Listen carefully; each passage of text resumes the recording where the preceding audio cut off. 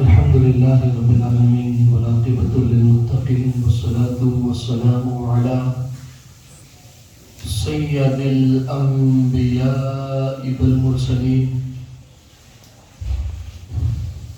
وعلى آله وأصحابه وأزواجه وذرياته وأهل بيته أجمعين أما بعد فأعوذ بالله من الشيطان الرجيم بسم الله الرحمن الرحيم ألا إن أولياء الله لا خوف عليهم ولا هم يحزنون صدق الله العظيم وبلغنا رسوله النبي الأمين المكين الكريم ونحن على ذلك لمن الشاهدين والشاكرين والذاكرين والحمد لله رب العالمين. آئیے سب سے پہلے ہم اور آپ مل کر بارگاہ رسالت میں جی جان لگا کر عقیدت و محبت کے ساتھ گنبد خضرا میں آرام فرمانے والے آقا، لمبے لمبے ہاتھوں سے بھیک دینے والے داتا، بے قصوں کے قصبے سہاروں کے سہارے، حضور رحمت عالم نور مجسم فخر آدم و بنی آدم، جناب پاک احمد مجتبی محمد عربی روح فدا صلی اللہ علیہ وسلم کی بارگاہ مقدسہ میں جھوم جھوم کر باآواز بلند درود پاک کے نالے میں چھاور کر پڑھے اللہم صلی علی سیدنا محمد وعلی آل سیدنا محمد وعلی آل سیدنا محمد وصحبہ وسلم صلاۃ و سلام علیک یا سیدی حبیبی یا رسول اللہ صلی اللہ علیہ وسلم. دریا تلاش کر یا سمندر تلاش کر، دریا تلاش کر نہ سمندر تلاش کر، ان امیروں کی بستی میں کوئی فقیر تلاش کر، ایمان تیرا بک گیا رہزن کے ہاتھ میں، ایمان تیرا بک گیا رہزن کے ہاتھ میں، جو تیرا ایمان بچا لے وہ رہبر تلاش کر.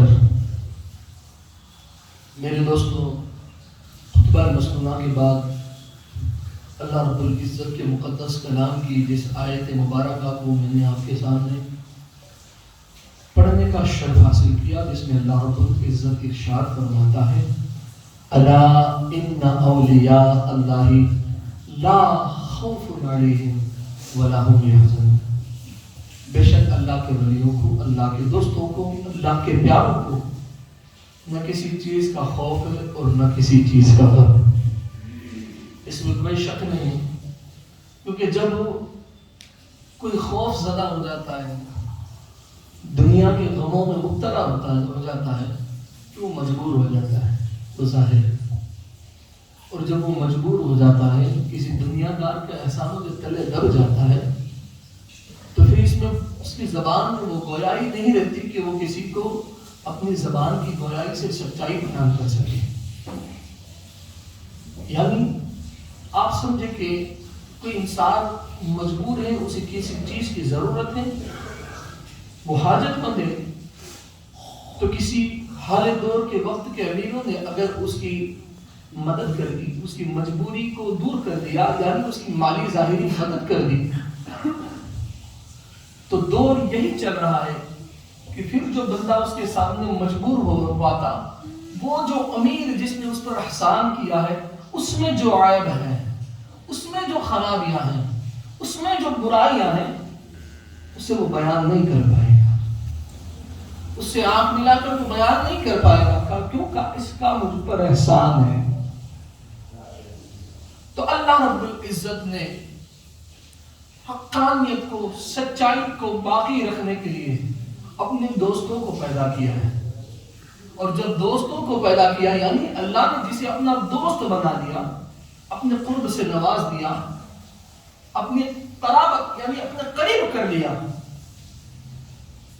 تو پھر اس کے لیے رب العزت نے فرما دیا کہ دنیا والوں تم چوکر نہ ہو جاؤ. چیتاونی دے دی، سمجھا دیا. بے شک، پہلے کہہ دیا بے شک، الا بے شک، ان اولیاء اللہ، میرے دوستوں کو جو اللہ کے ولی ہیں، ان اولیاء اللہ، بے شک جو میرے دوست ہیں، لا خوف، لا نہیں خوف، انہیں کسی چیز کا خوف نہیں، ولا هم يحزنون، اور نہ ہی انہیں کسی چیز کا ڈر، نہ کسی چیز کا غم ہے. جب بندہ اس مقام پر آ جاتا ہے، لا خوف پر آ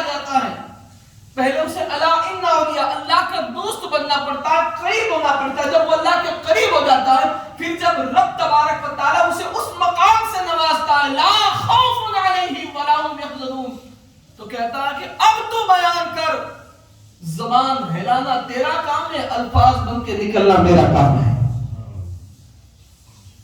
اب تجھے تیرے سامنے بیٹھے ہوئے, اب تیرے سامنے آئے ہوئے, اس دنیا میں رہنے والوں کے خوف کی کوئی ضرورت نہیں, کیونکہ تو میرا ہو چکا ہے.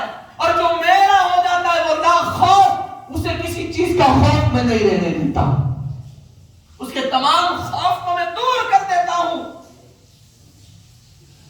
پھر اس کا عالم یہ ہوتا ہے کہ اس زمانے میں وہ باطلوں پر, جھوٹوں پر, گندوں پر خدا کی طرف سے ایک آندھی, ایک قحط صابرین شکل میں اس طرح چھا جاتا ہے کہ وقت کے بڑے بڑے حکمرانوں کی دھجیاں اڑ جاتی ہیں. اور پھر تاریخ لکھتی ہے کہ ایک فقیر نے آ کر لرزہ مچا دیا. تو میں نے دوستوں اس منزل تک آنے کے لیے, ہم نے گزشتہ جمعہ میں بھی سنا تھا اسی متعلق پیر و مرشد کے تعلق سے, تو اس منزل پر آنے کے لیے بندے کو پہلے پیر و مرشد کی تلاش کرنی پڑتی ہے. آج تو اللہ ماشاءاللہ ہم ریڈی میڈ مارکیٹ پر گھوم رہے ہیں, ہمیں کوئی تلاش کی ضرورت تو ہے نہیں, نہ ہم کرتے ہیں, کیونکہ ہمیں اس چیز کی فکر نہیں ہے, ہمیں اس چیز کی فکر نہیں ہے. آج ہمارا عالم ہے باپو آویز آ جاؤ, ارے یار وہ تیرا باپ ہے یا تو اس کا باپ ہے, سمجھ میں نہیں آتا. اور پھر یہ جس حال میں, جس دور میں, اس دنیا میں, اس وقت میں جو ہم جی رہے ہیں, آئے نہیں میرے یہاں, دعوت دی تھی میرے پیر نے. ارے نادان, تو تیرا باپ ہے, تیرا پیر ہے, تیری دعوت پہ آئے تو وہ رحمت ہے, نہ آئے تو حکمت ہے. اور دعوت کا عالم یہ نہیں ہوتا ہے تو جا کر کہہ دے. انسان جب کسی کے ہاتھ پر بکتا ہے تو عالم یہ ہوتا ہے کہ وہ اپنے مرشد گرامی کی بارگاہ میں جا کر دو زانو نگاہیں جھکا کر بیٹھ جاتا ہے. انتظار اپنے وقت کا نہیں, ان کے وقت کا انتظار کرتا ہے کہ وہ فری ہو, وہ میری طرف متوجہ ہو, تب میں ان کی بارگاہ میں عرض کروں کہ مرشد کچھ یہ کام ہے, آپ اجازت دے دیں تو میں وہ کام کر دیتا ہوں. وہاں سے اجازت ملے, پھر جب کام ہوتا ہے تو وہ کام میں وارے نیارے, یعنی لوگ کہتے ہیں نا 4 چاند لگ جاتے ہیں. لیکن اس دور میں تو پہلے بندہ اس سیڑھی کے لیے, لا خوفن پر آنے کے لیے پہلے مرشد گرامی کی بارگاہ میں پہلے مرشد کو تلاش کرتا ہے, پیر کو تلاش کرتا ہے. آج ہمارا جو سلسلہ ہے نسلین سلسلہ, وہ نہیں. مرشد سے مراد غوث الاعظم دستگیر رضی اللہ تعالیٰ عنہ کی ذات سے پوچھے کہ کیا ہے. پیر سے محبت کا مقام قطب الدین بختیار کاکی سے پوچھے. پیر سے محبت کس طرح کی جائے وہ حضرت امیر خسرو سے پوچھے. پیر کا مقام کتنا بلند ہے وہ فرید الدین گنج شکر کی بارگاہ میں جا کر پوچھے.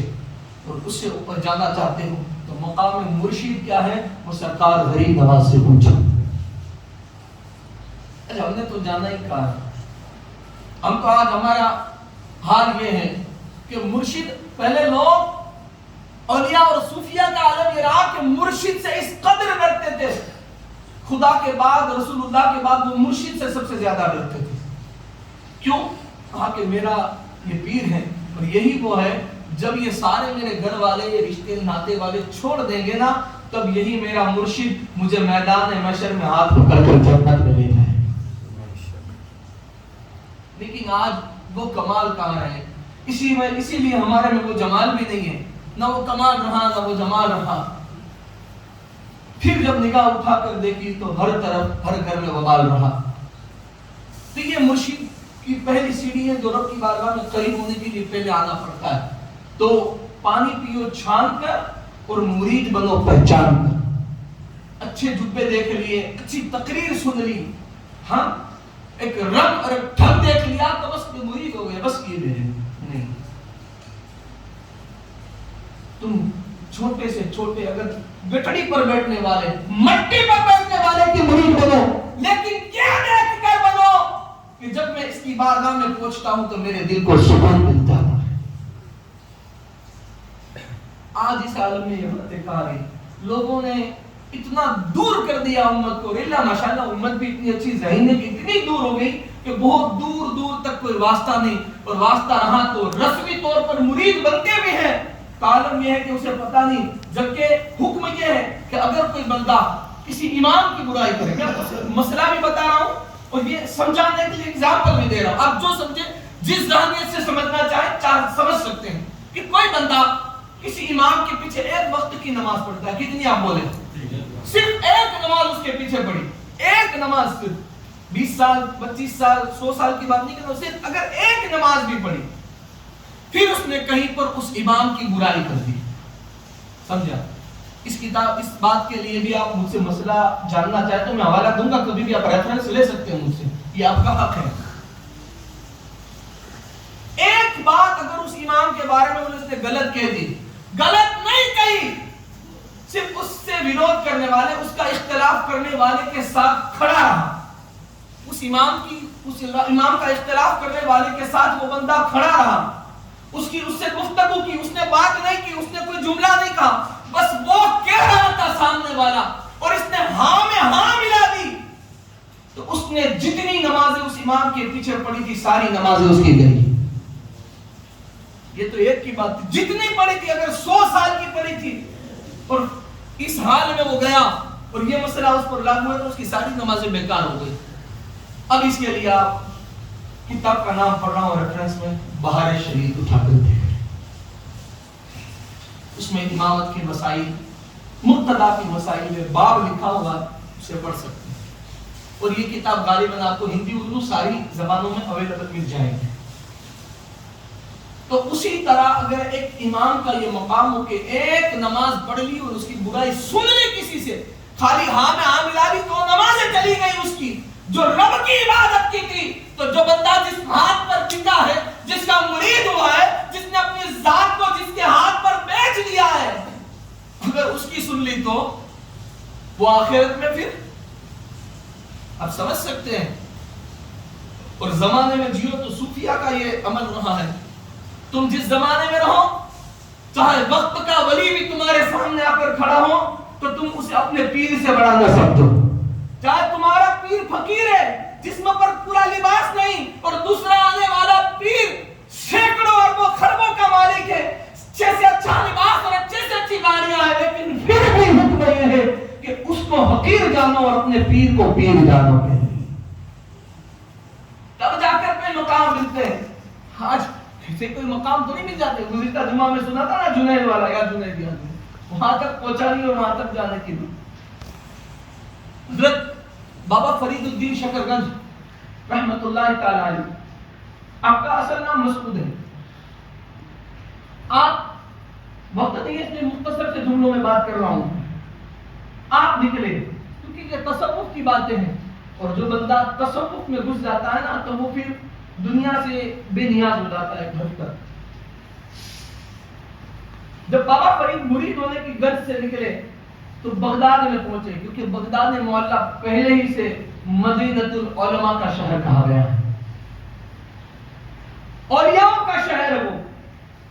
بغداد کی سرزمین پر پہنچے، اس وقت حضرت شیخ شہاب الدین عمر سہروردی رحمت اللہ تعالی علیہ کا شور شورا تھا لوگوں میں کہ اللہ نے ان کو اس کشف سے نوازا ہے، اس مقام سے نوازا ہے، تو بابا فرید اسی غرض سے نکلے تھے کہ مرید بننا ہے، چھانتے چھانتے ڈھونڈتے ڈھونڈتے سوچا کہ چلو وہاں چلا جاتا ہوں۔